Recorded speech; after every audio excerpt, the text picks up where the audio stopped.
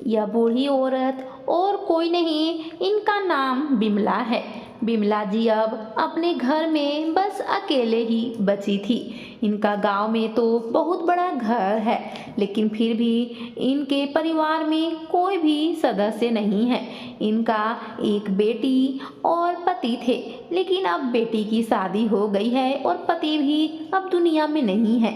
जब बेटी छोटी थी तो बहुत ही ध्यान रखा करती थी, लेकिन बेटी जैसे जैसे बड़ी होती गई उसकी शादी का भी वक्त आता गया और बिमला जी और उसके पति दोनों अपनी बेटी की शादी के सपने संजोने लगे और देखते देखते बेटी की शादी भी हो गई।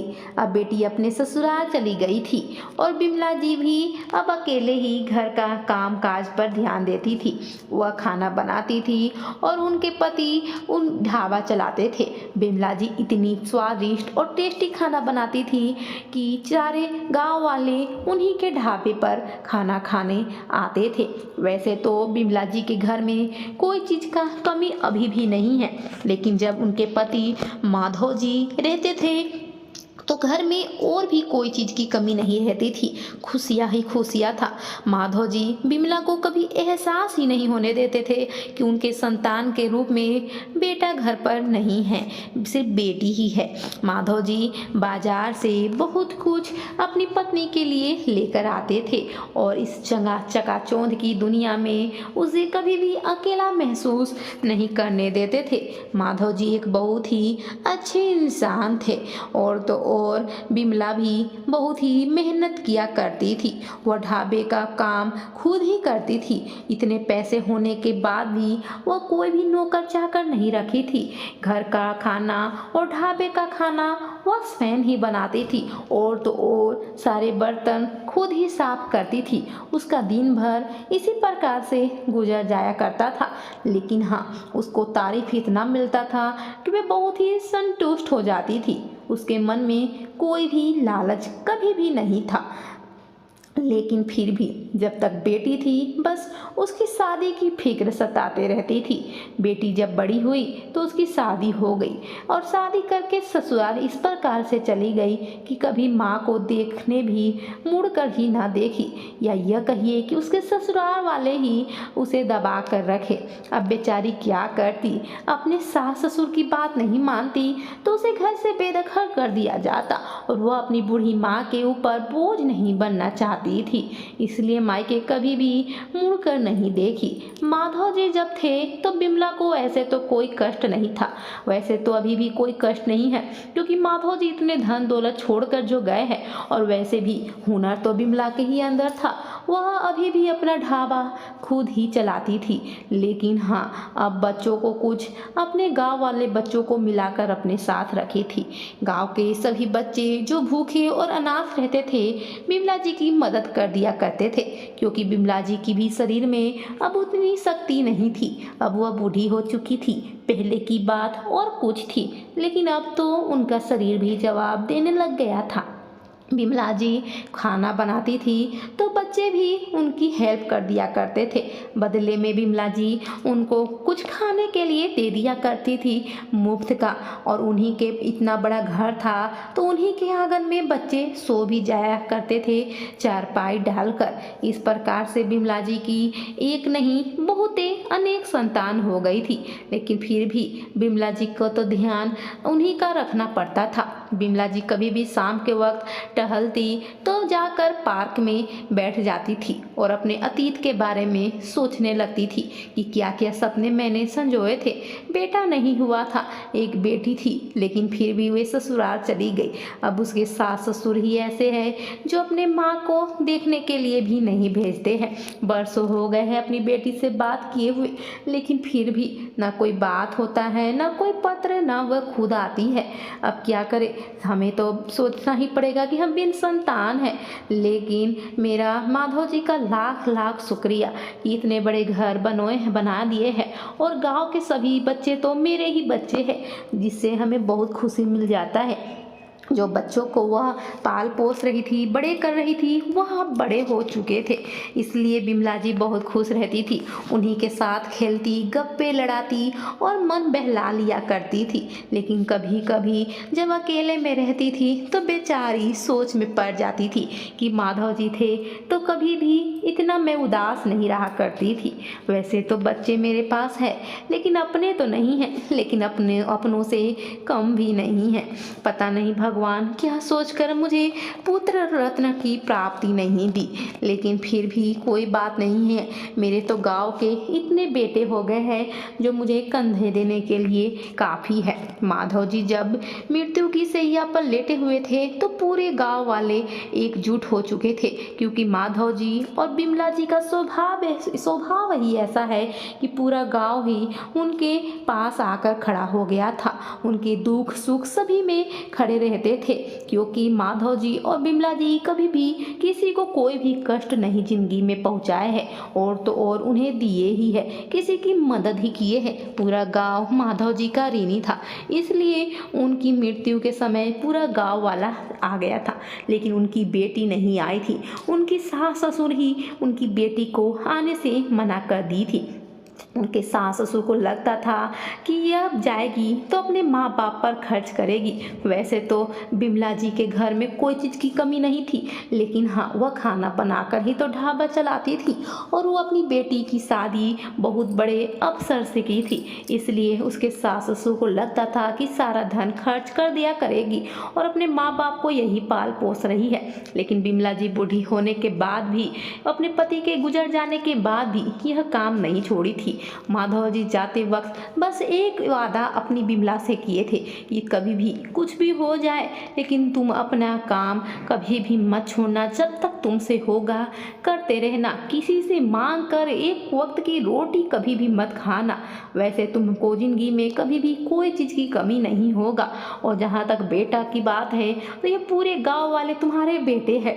तुम एक बार अगर इनको अपना बेटा कहकर पुकारोगी तो सभी लोग तुम्हारी मदद करने के लिए आ जाएंगे। बस क्या था, फिर बिमला अपने माधव जी के इसी बातों के सहारे अपने पूरे गांव वालों को, अनाथ बच्चों को अपने साथ लेकर जाती थी। घर बहुत बड़ा था, इसलिए बहुत सारे बच्चे उसमें एडजस्ट हो जाते थे। घर में कोई झाड़ू कोई बच्चा लगाता, तो कोई पोछा लगाता, तो कोई कपड़े पसारता, कोई बर्तन धोता और कोई सब्जी काटता। इस प्रकार से बिमला जी का सारा काम हो जाया करता था, और बिमला जी खुद ही ढाबे का खाना बनाती थी। ऐसे तो अपने कुछ बच्चों को उस खाना का नुस्खा भी बता दी थी, जिस प्रकार से वह खुद बनाती थी। कुछ बेटियां जो गांव की थी वह बिमला जी की हाथ बताती थी। बिमला जी अब बैठे बैठे बस उन सबको ऑर्डर देती थी और बताती थी कि किस प्रकार से भोजन बनाना चाहिए, और देखते देखते भर में सारा भोजन बनकर तैयार हो जाता था। एक दिन बिमला भोजन बनाकर अपने ढाबा को खोलने ही वाली थी, ये अचानक दरवाजे पर अपनी बेटी को देखकर बहुत ही ज़्यादा खुश हो जाती है। कई वर्षों बाद, लगभग 25 से 30 सालों के बाद, अपने दरवाजे पर अपनी बेटी को इस प्रकार से देखकर बिमला बहुत ही खुश हो जाती है, और उसके आंखों से आंसू आ जाते हैं। वो अपनी बेटी को बैठाकर तुरंत ही बाजार की ओर जाती है, और अब बेटी के लिए जितने भी पैसे जमा करके रखे थे उन सारे पैसों से वो बाजार से बहुत सारे सामान खरीद कर लाती है, क्योंकि बिमला को लगता है कि कहीं मेरी बेटी तुरंत से फिर से अपनी ससुराल न चली जाए। लेकिन बिमला को नहीं पता था कि उसकी बेटी तो अब हरदम के लिए उसके पास ही रहने आ गई है। अब जब बिमला मार्केट से शॉपिंग करके अपने बेटी के लिए घर गई तो अपनी बेटी के आंखों में चमक देखकर बहुत ही खुश हो गई थी।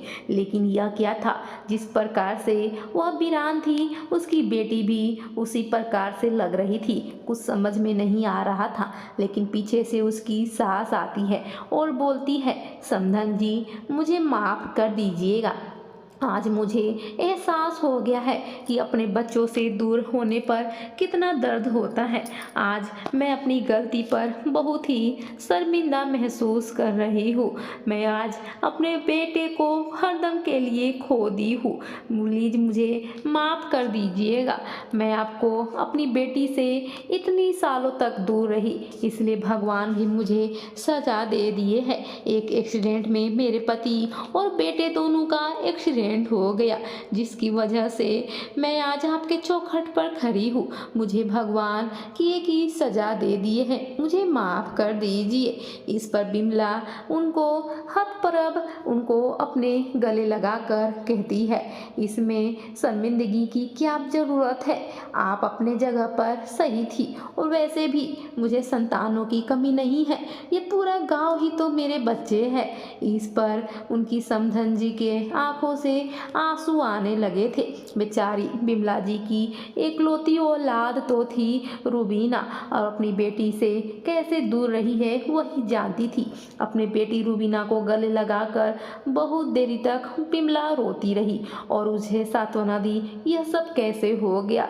भगवान तुम्हारी जिंदगी इस कम उम्र में ही उजाड़ दी। अभी तक तो तुम्हारे बच्चे अब बड़े होकर बाहर पढ़ने चले गए हैं, लेकिन अब क्या करोगी? तुम्हारे पिताजी भी जब थे तो बहुत अच्छी सी जिंदगी गुजार रही थी। अब तुम अपने बच्चों को भी इसी जिंदगी से, इसी ढाबे से पढ़ा लिखा लो।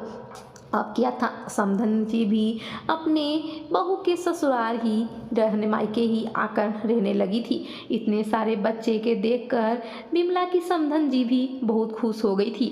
उन बच्चों में अपना बेटा विजय को ढूंढने लगी थी, लेकिन रूबीना भी बेचारी अपनी दोनों माँओं को देखकर खुश हो जाती थी। उसे अपने पति का खोने का एहसास बिल्कुल भी नहीं होता था, क्योंकि उसके तो 2 बेटे और 1 बेटी विदेश में पढ़ाई कर रहे हैं।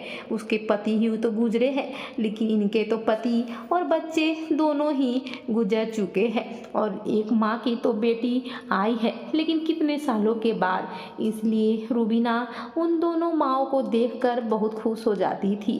कभी भी किसी भी बच्चों को अपने माँ पिता से दूर तो बिल्कुल भी नहीं करना चाहिए। बिमला जो काम करती थी, समधन जी भी वही काम अब बिमला की हाथ बटाती थी।